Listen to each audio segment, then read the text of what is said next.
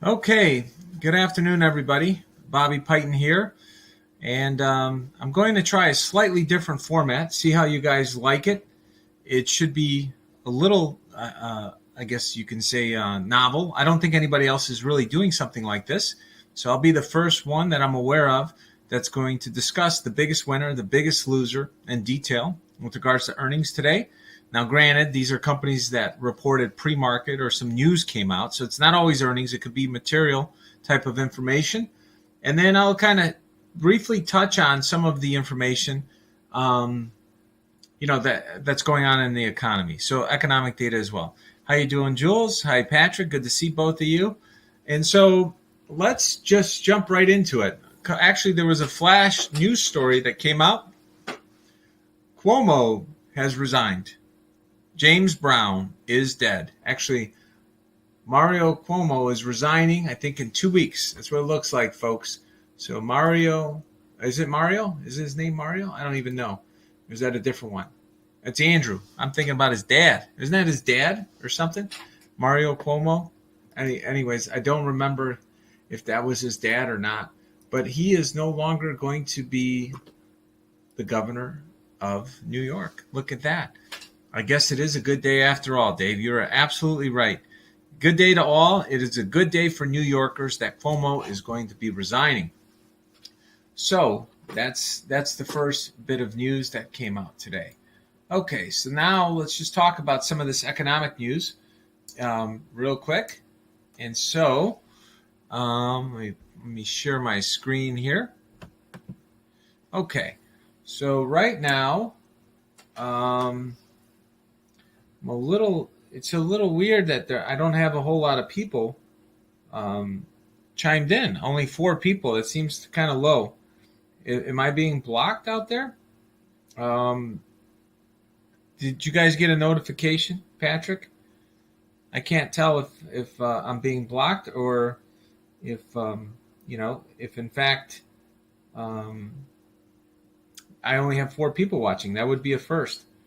I don't think I've had such a small audience in quite some time. Maybe when I first did my first one, but the show must go on, so I'm not worried about that. But I was just wondering if anybody else. We're all watching Lindell. The truth comes out, Dallas. Thank you, Dallas. Setting me straight. I should know better, right? So the deal is, somebody did register me for this whole thing with Lindell. Obviously, I didn't go. I got too much work for clients, and I'm doing my other voter stuff at night. So I did not go to that conference. But what I will say is that I was talking to Jovan through chat a little while ago, and he asked if at 10 p.m. Central Standard Time, if I would go on the show with him, and we're going to go over this whole conference for an hour and a half. So think about that. So Jovan and I are going to go through, and we'll probably fast forward. He's going to pick some clips and get my thoughts on what was happening in the conference. So I may watch it on fast forward. I like to watch things at twice the speed. And we're going to go live at 10 p.m. Central Standard Time to discuss the conference. So, and what our take is on the findings and so forth. So from his perspective and my perspective. So let's continue on, and I'm going to go back to sharing my screen. So thank you, Dallas, for letting me know. At least I know why there's nobody here. Mike Lindell and crew is more important right now to a lot of people. So I still am going to go over all this. So job openings. Okay. So yesterday, the number of job openings actually went up by 1 million versus what was the median forecast. So 10.1 million versus 9.1 million. And obviously that goes to show you how desperate companies are for people to go back to work. There's 10 million jobs out there that people are trying to fill.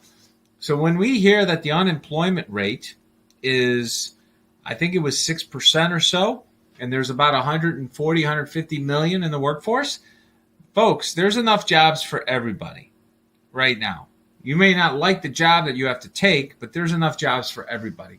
And this is a wonderful thing, because I think if it wasn't for what President Trump did last year and really making sure that the economy didn't stay with 40 million people unemployed, we would have had a much worse situation in which people might have been coerced into taking vaccines or having shots against their will. So this is actually a wonderful thing. I don't remember the last time I saw the number of job openings equal the number of people unemployed. So this is absolutely wonderful news that came out yesterday. Now, in terms of today, the small business index, it dipped a little bit, to 99.7 versus an estimate of 1.2. What's more troubling than this number is the productivity numbers. So, and once again, a lot of this might be stemming from the fact that there's inflation and companies have not been able to offset it. But the fact that productivity still grew at 2.3% is a very good thing, because if we can absorb this,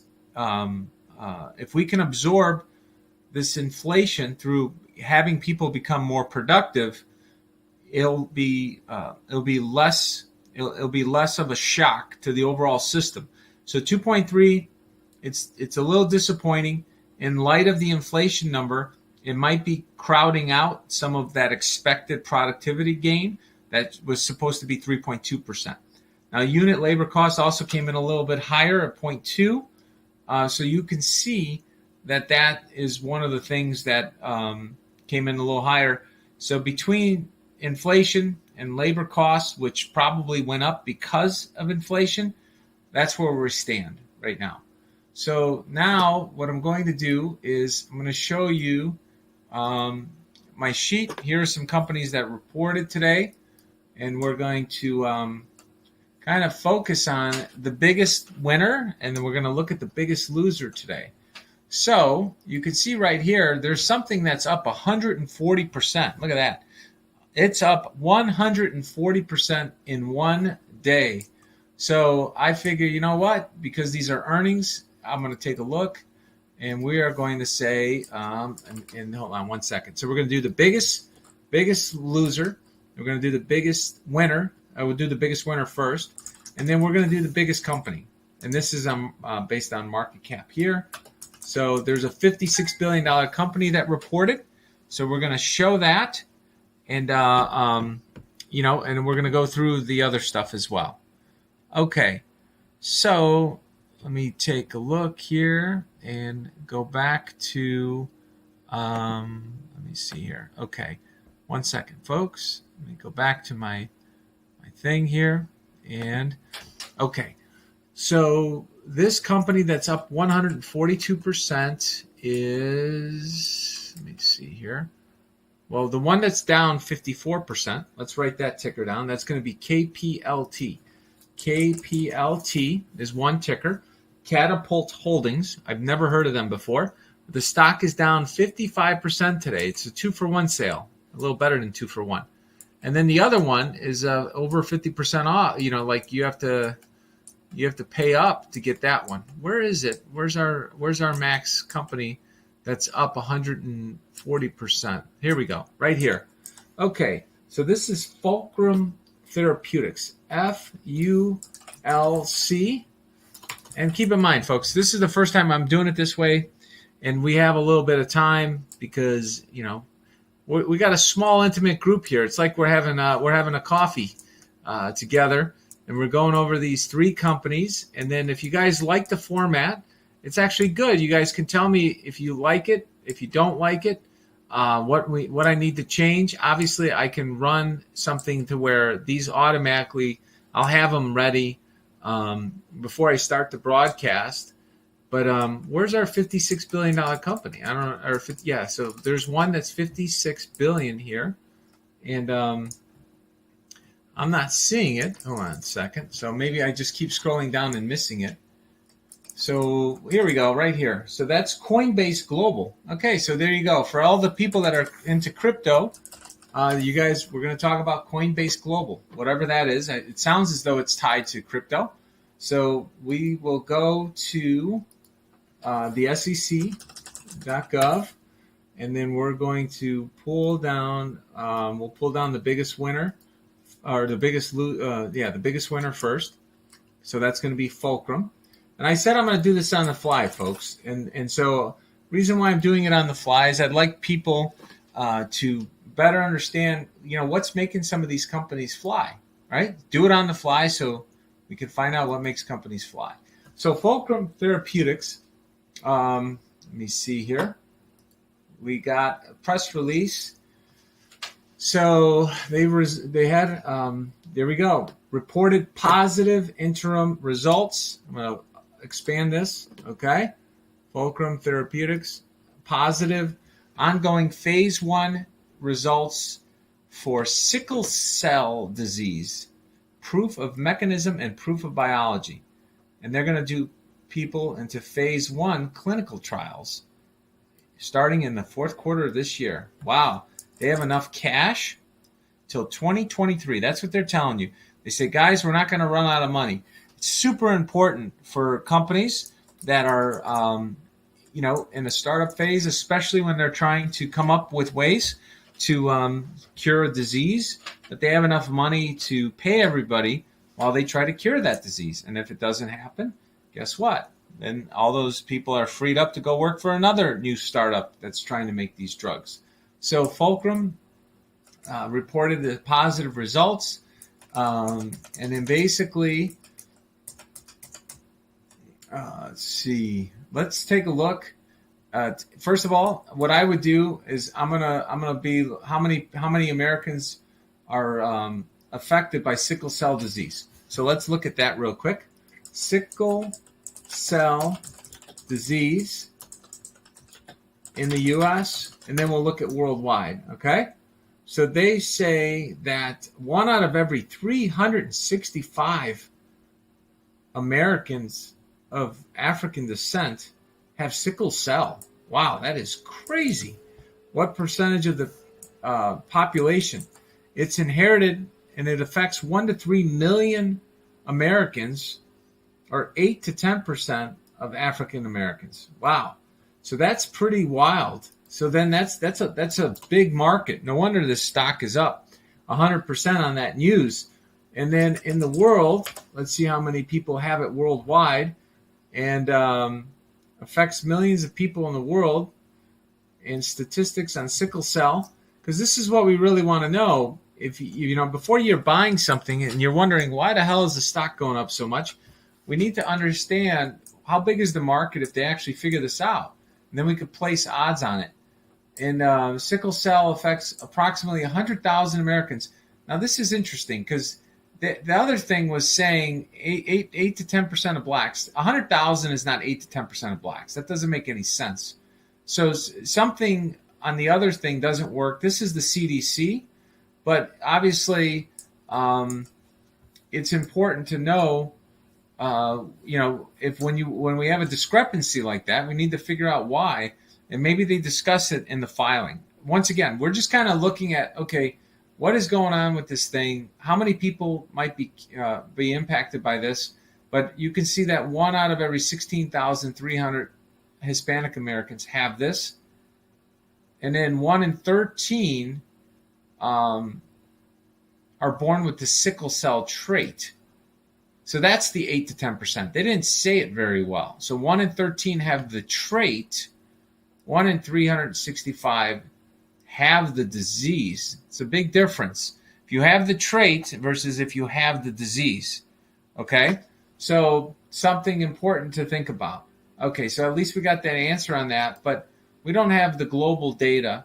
And I'm not sure if sickle cell diseases are more often among parts of the world where malaria is or was common. Okay? People that have it are less likely to have severe forms of malaria. So there you go. So then you could kind of look at the rest of the planet.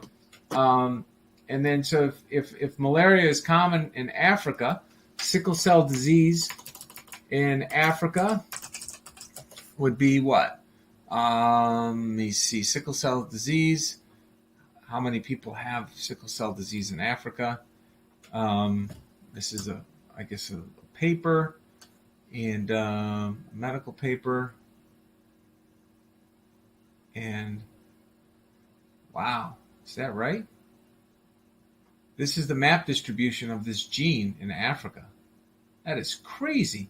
14% of people here have this, 14 to 18% in the really bright area. So obviously this is a really, really big deal. If they can get this solved, I mean, there's over 1 billion people in Africa. So even if the numbers, so let's think about this for a second. If you had 8 to 10% of people on average have this thing, right? Let's talk about this logically. If 8 to 10% of people have the cell, have the gene, and one out of every, one out of every, what was the number we saw? There's 100,000 Americans of African heritage that have it. So if there's 12% of the U.S. population, so yeah, about 1 in every 365 have it. So 100,000 people have a version that it's moved past just carrying the gene. So then if there's 36 million Americans of African heritage in the country on $300 million base, so if there's 1 billion divided by 36 million, that's 28 times that number. So the global market could be as high, excluding all the other countries that had malaria. So maybe in Asia, malaria is common. Maybe I'm not sure. Maybe because they said it's in the genes, right? So if malaria was common a couple hundred years ago, it still would be in our genes, folks. It doesn't mean there's a lot of malaria going on now, but in South America and so forth, and that's why the Hispanics, it was 1 in 16,300. But you're talking about a global market of 2 to 3 million, folks. So let's do a little bit of math. That's not going to be $100 cure, folks. They're going to probably try to charge $100 a month, if not more, for this treatment. So if you charge $1,200 a year for this treatment, okay, and you have 3 million people, we are up to $3.6 billion a year, folks. $3.6 billion in revenue. That's if you charge $1,200 a year. That's unbelievable. That's a lot of money. That's assuming 100% of the people get the drug that need the drug. So let's assume you cut that in half, or the governments of the world pay for it, or the governments in Africa pay for it. It's a pretty amazing discovery here. I can see why the stock's up 140%. I'm not suggesting anybody buy or sell any of this stuff. I'm just telling you it is going to be a company worth watching, because if they really solve this, it could really be a blockbuster drug. And so let's go to the results. They have $125 million in cash. They said they have enough money until 2023. So that's 2 years from now. But they lost $20 million in the second quarter. Okay? So $125 million sounds like a lot, but when you're spending this much money trying to solve this, it really isn't. It's not as much money as you would think when when you're doing $17 million a quarter on research. So they're paying a lot of really high-powered brains here. 636 here, 32636. There's that 33 and 66 in here. Very interesting. This is the share count, folks. Anyways, I do think that's kind of interesting. But they said they have enough money. My guess is they're probably going to do another stock offering. So this is why this company is having a bang up day. Okay. So now let's go to the next company, and that's going to be Kplt. Let's see if their filing is out, because sometimes a company could report, but they don't show the filing isn't out. They report earnings, but they don't list the filings. Okay, so that's not it. So let's go to one more, Kplt, Catapult. So we're going to go, okay, Kplt, Catapult Holdings, okay. So we do not have a filing here. They did not release the filing, but I know they released earnings because the company is down a lot. There was no other news. The stock's at $4 now. It's down $5.34 today. So let's take a look at this guy. Let's see where the earnings is. Why do we not have the earnings? So let's go to Yahoo Finance and see what the numbers look like. Is investigating for securities law violations. The lawyers are ready with a lawsuit, folks. The moment this happens, boom, they're on it. So they're already filed a lawsuit 3 hours ago, right there. Contact Johnson Fistel regarding the investigation. There you go. So Catapult Holdings is not being catapulted up today. It's being, the catapult broke. It just kind of fell. It's down 50% here. And so it's interesting to watch. So let's take a look here about, let's see. We are pleased to report the results. Wall Street isn't pleased about the results. So I don't know what they did that would spark such a massive sell-off. So total revenues were up 27% year over year, up 158%, so 52% year over year. So here's the deal right here, folks. This growth rate is below this growth rate. So the first 6 months was 52%. The last 3 months was 27%. And so that's probably spooked people that were in for growth. So gross originations were only up 1% sequentially. That's not a good sign if you're a tech company. Oh boy, right here, down 17% year over year. So gross originations, I think that might mean how many people are coming on board using their platform. So this is why they probably are getting hurt. Our compound growth originations was 75% from the second quarter, but clearly, it's very concerning that the growth slowed as much as they think it did. Maybe they couldn't find enough employees, right? And, I'm not exactly sure.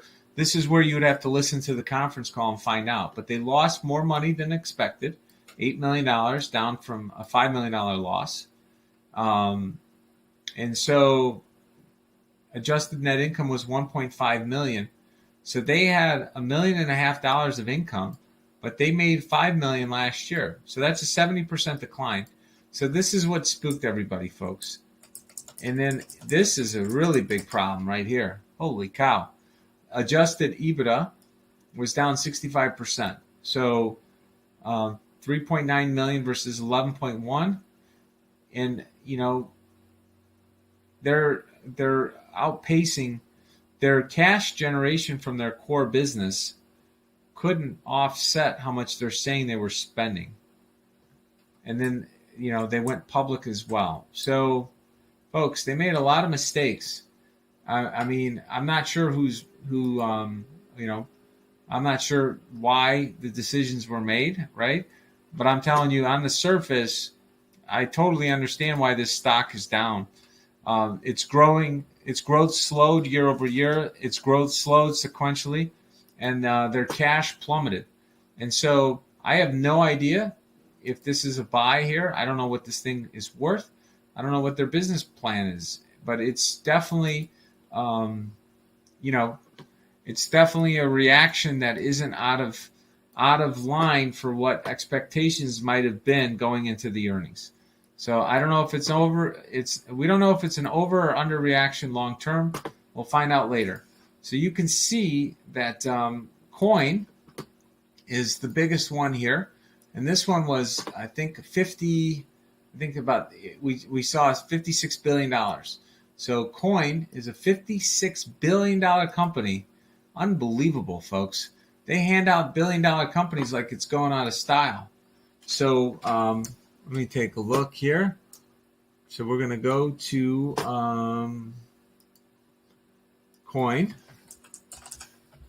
Okay, Coinbase Global. And where's their earnings? I don't understand. Did they not report? Why is coin stock earnings? They didn't do the filing yet either. Go figure. Or maybe they're reporting after the close. Okay. Well, folks, they didn't report yet. It looks as though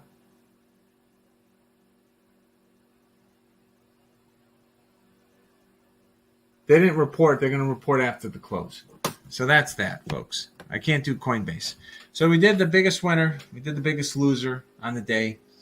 Obviously, Coinbase is down 3%, 3.33%, believe it or not, before the earnings release into the close. So we'll see what happens with that.